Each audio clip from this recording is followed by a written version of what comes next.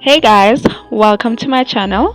Get ready to tickle your mind with these mind-blowing videos. Sit back, relax, and enjoy. Thank you.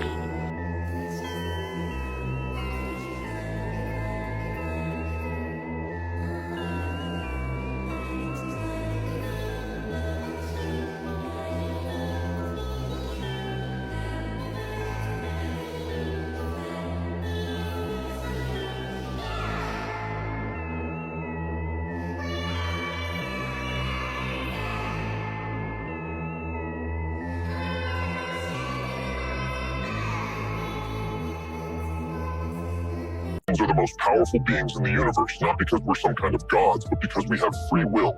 No one else in this dimension has that except us. Easiest way to manipulate this reality is to break patterns. Whoever consciously breaks patterns in their daily life will achieve anything they want, Transon. They become untouchable. The year 2033 will be very difficult for all of humanity. Those who don't prepare will be crushed, primarily on a spiritual level. Dimension, you don't need to push so hard. Forcing things is an old school approach, babe. Nowadays, things come much easier, as long as you're in alignment. If you've ever watched Stranger Things, then you might have missed this scene where they show you the truth. What kind of shirt is that, bro? Shh. Something's up. I don't know. Why does he look so lost, like he doesn't even know where to go, guys? Something is up with Kai Cenat, bro. For real. Not only that, guys, he met up with Pharrell. You know what this means. They've been warming them up before the main event. Shh. Shut up! That's right. He met up with Drizzy Drake. Who's this? Huh? Who is this right here? That's the main question. And Kai smiling? I don't know about this because ain't nothing funny. Look at him right here, guys, holding his journal, watching his back. Who is he looking out for? Doesn't he have security with him?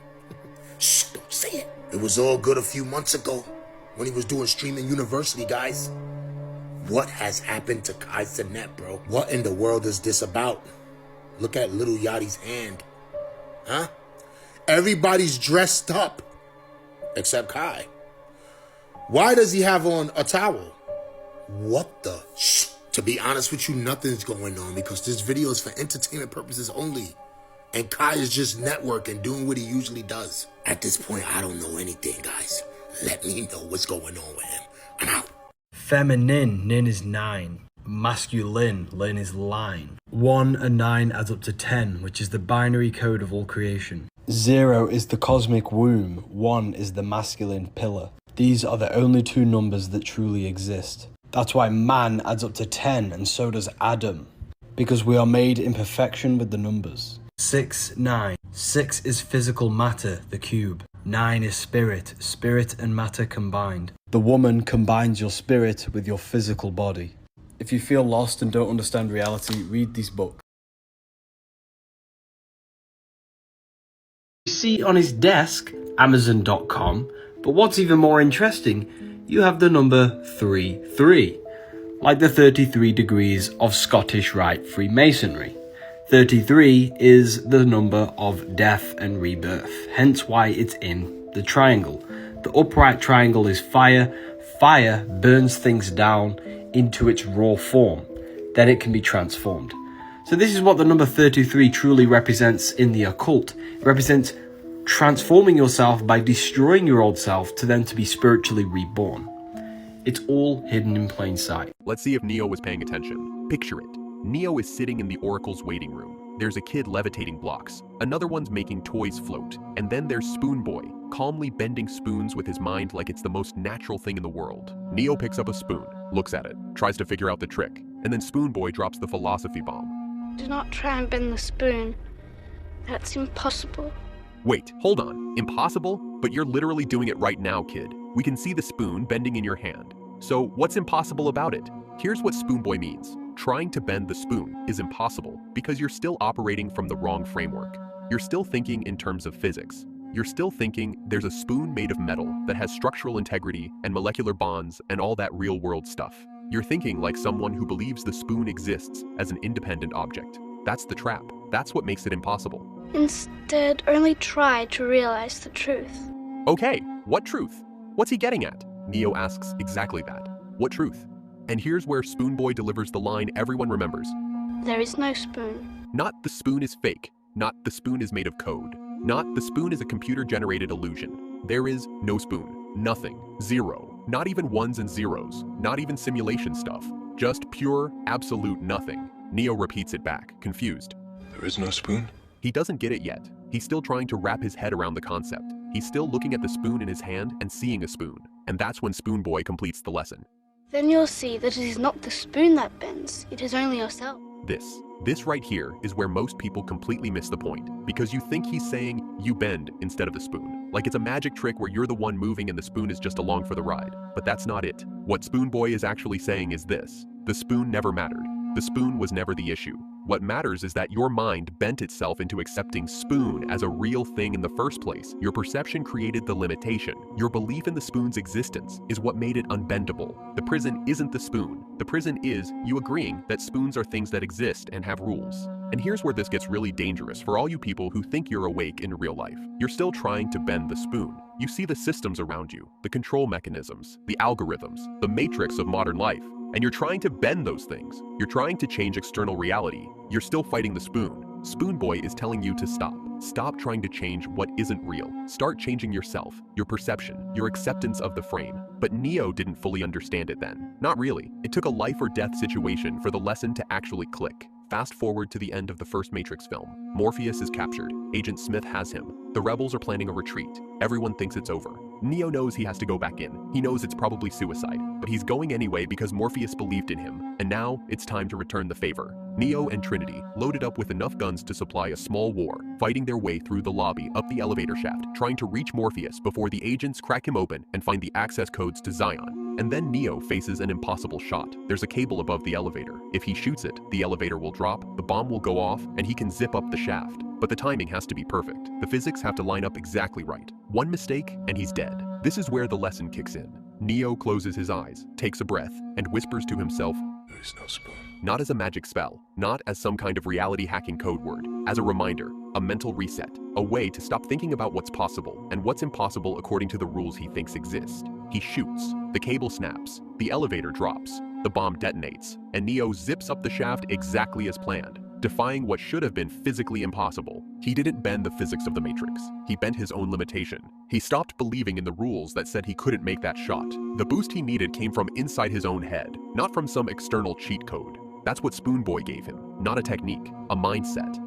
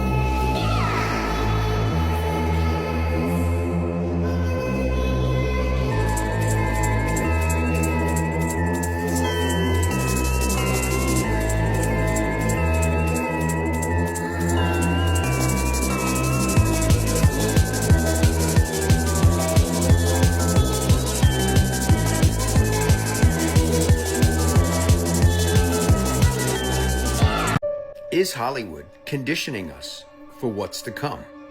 Should we start paying very close attention to every single detail? And why do I say that? Because I just got done watching the Steven Spielberg Disclosure Day trailer. And let me tell you, it's going to open a lot of eyes. If you haven't seen it, take a look at this. Is the timing of this trailer just coincidental to Three Eye Atlas's arrival on December 19th? Are they trying to get you in a comfort position where you can absorb something if it was to happen because you've seen it in a trailer or even in a movie? And other examples, you've heard the alleged allegations from the Pentagon regarding the return of the Anunnaki. Also, all of the drones that were seen all over the East Coast and across the United States. Is this something that we should be preparing for? Is this a message? Take a look at some more of the trailer. So what are your thoughts on this? Will you go see it? Do you think it's conditioning for us to be prepared or to accept what is the inevitable or what could be coming? Is it UFOs? Is it aliens? What do you think it is? Let me know your thoughts on this in the comments. And as always, I'd love to hear from you. Right, now, Tracy, most of our viewers are already familiar with a lot of the products that have come out of the Disney lab. Yes, but how exactly do you create a Hilary Duff or a Miley Cyrus from scratch? Right. Well, we're going to find out exactly how it's done right now, because joining us live from the Disney lab is one of their lead geneticists, Dr. Andrew Rourke. Welcome, Dr. Rourke. There's quite an operation you've got going on out there. Thanks, Jim. So the stars that we see on TV are actually grown right here? That's correct. They're grown and developed here. We engineer their brains for advanced singing and dancing capabilities, even posing for photos. By the time they grow to desired size, these child stars are fully ready for the camera or the concert tours or whatever Disney chooses to put them in. That is simply amazing. Now, how long does it take to actually create a star from scratch? Well, not very long at all. We use the exact same DNA structure for all of our stars, then we simply tweak minor details like hair color or skin tone. Right, yeah, we do have some footage here of some of the well-known creations that have come out of your lab. Let's take a look. Yes, well, that's model 6831-A, publicly known as Mitchell Musso, standard male base with type 3 skin pigmentation. Wow. And that's model 6831-B. We give him slightly thicker eyebrows and type 5 skin. Well, so it's sort of like putting a puzzle together then. Exactly. Okay. So here we go again, another investigation. Let's investigate what we missed and overlooked when we was kids. So was she really dancing with this beast, or was it all in her head? Bro, she was clearly never with this beast. This woman is suffering from a mental disorder. They tried to tell us how cuckoo she was in the beginning, but we didn't pay no attention to it. The girl is delusional. Just this scene alone of her walking alone just shows you how lonely she is and why she create these illusions in her head. But you see, we seen the part where everybody was speaking to her as she was coming into the town and all that, right? Everybody speaking and all that. We see that, right? But this is the part that we overlook. We overlooked the part where the baker didn't want to listen to her talk about her books to him. Why did he do that? Cause he knows she cuckoo. Story about a beanstalk and an over-educated. Marie! Then the very next scene, as she's walking by, she passed up these ladies. Listen to what they say. She goes, that girl is strange, no question. Look there, she goes, that girl is strange. So first, the baker didn't want to listen to her stories about this book. Then the very next scene, they call her strange. Why would these ladies call her strange? What's strange about her? See, even in this scene, they trying to show you, but you gotta crack the code. See, this scene is all about the presence of her. You see how he looking? See how the producers got him looking as he cutting this man's mustache? He looking in fear. Why is he looking in fear of her? What is she doing so strange that got people looking in fear and looking like that as she walks by? Did y'all catch that? Here go another scene where they trying to show you that this girl is cuckoo for Cocoa Puffs. Anytime somebody put a finger to their head and they move it around, you already know what that means. And in that very next scene, if you get a close-up on her, you will see this is how she really look. They trying to show you that this girl is a psycho. She crazy, bro. I didn't add this. See, she crazy over books. That's her thing. The problem is, there's nothing in these books. Nothing at all. Look as she walks. Let's get a close-up on the book. There's nothing in there, bro. She creating her own illusions with her head, bro. Even the lamb don't see nothing in the book. She trying to show him something in the book. He looking like it ain't nothing in there. But then look at this. There's something in there now. And if you look in the book, That's the Beauty and the Beast story right there. The only difference is she added a beast. And she made her own sick, twisted little plots to the story. This is what she does. It's even the same castle. But back to this, bro. You know she added this in her head because the dude who been trying to get with her said there ain't no pictures in this book. You read this. There's no pictures. Well, some people use their imagination. So if there's no pictures in this book, then she's just using her imagination like she said. This is her imagination. See, the girl is so lonely that she go and get books, empty books, and rewrite them with her own imagination. Disney really wanted us to believe that this woman wanted to be happy living with this beast forever. Bro, this woman ain't want to be with no beast, bro. What she gonna get out of a beast? Bro, look at his teeth. You see how sharp his teeth is, bro? She kissed him, her whole lip getting chopped off, bro. And then she had the nerve enough to tie that damn bow around his head to make it all cute. Man, take that bow off. And where he get this big ass coat from? Before you transformed to the beast, you was 6 times smaller than the beast. I guess he must have had 6X hanging up in his closet somewhere. This is how you know all this is in her head and she made this up in her head. Bro, the beast don't know nothing about her liking books. He don't know nothing about that. She never told him that she liked to read books, so why he bringing this library to her attention like he know she liked to read books or something? Now the clock and the candle told her that they have a library. The library, perhaps. You have a library? Oh, yes, yeah, indeed. And the only reason they told her about that library is because they didn't want her to go to that secret room he didn't want her to go to. But she never said that she likes the library so she can read books. So why is he showing this library to her like she told him that? That's because it's her story. She just showing you how crazy she is over books. You can even tell by the conversation the girl is delusional. Papa, do you think I'm odd? My daughter? Odd? Where would you get an idea like that? The translation of saying that she's odd is, do you think she's odd because she blanks out everybody in this town, don't talk to nobody, but picks up a book of empty pages and act like all the people are in the book? I don't know. It's just that I'm not sure I fit in here. There's no one I can really talk to. Y'all heard that? She said she don't fit in this world. And there's no one she can talk to. And that is why the whole town thinks she's strange, thinks she's crazy, thinks she's cuckoo, because she don't talk to the world. She don't talk to nobody. She put everything inside of an empty book. She visualized her life living in a castle married to Prince Charming. And in her mind, she really is with Prince Charming. The world she living in, it don't even exist to her.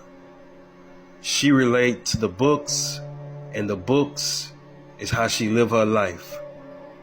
That's why everybody thinks she cuckoo and crazy, because she don't talk to nobody. She talk to the books. Her life is in the books. This is the same story in the book. The only difference is she add her own plots and twists, and then she changed the characters. That's why she keep renting the same book. Oh, this one. That one? But you've read it twice. Like it all that much, it's yours.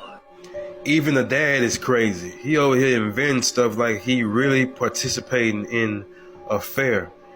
There's no invention fair nowhere on this movie, bro. Goodbye, Belle, and take care while I'm gone. Gone where, bro?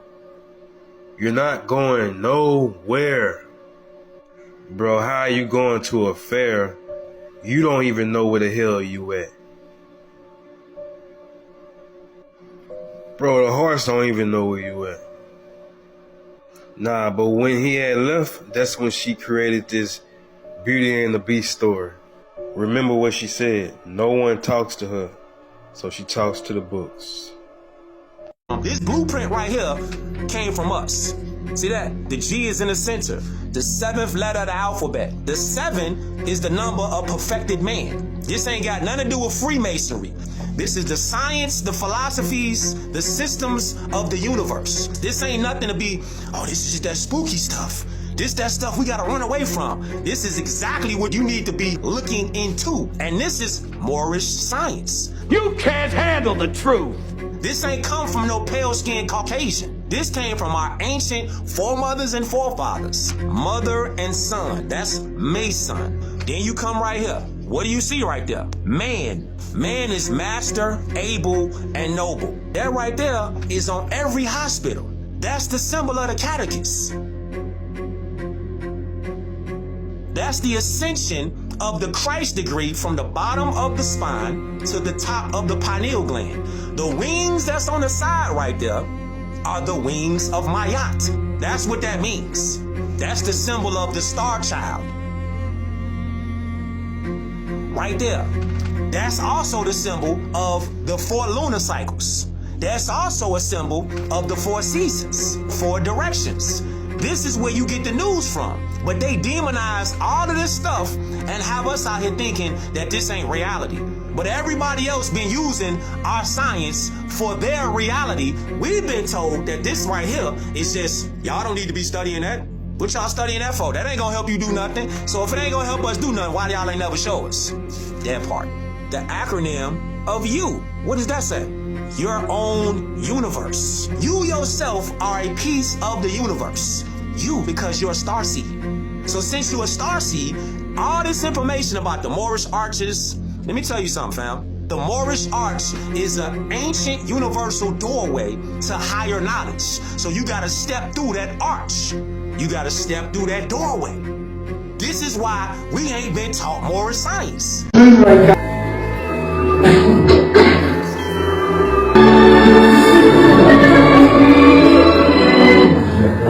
The big joke in this film was that she had braces. So Jules, the man with the metal teeth, smiles at her. She smiles like she's got metal teeth. Now she doesn't have braces. That joke's gone. They've changed reality. They have technology to change the past. You remember the scene, but something is missing. In Moonraker, everybody appears to remember the same thing. When she smiles back at Jaws, she's wearing braces. Except they're not really there. Same thing. And in Forrest Gump, it's not. Life is like a box of chocolates. It's life was like a box of chocolates. And it's crazy because collectively everyone remembers what was said. So when they look it up and realise it's been erased almost, so what else do you remember that isn't there anymore? Let me know your thoughts and comments down below. Whew, that was a whole lot. We have come to the end of our video. Please like, share and subscribe for more. Remember, these are for entertainment purposes. Viewers' discretion is advised. See you in the next one.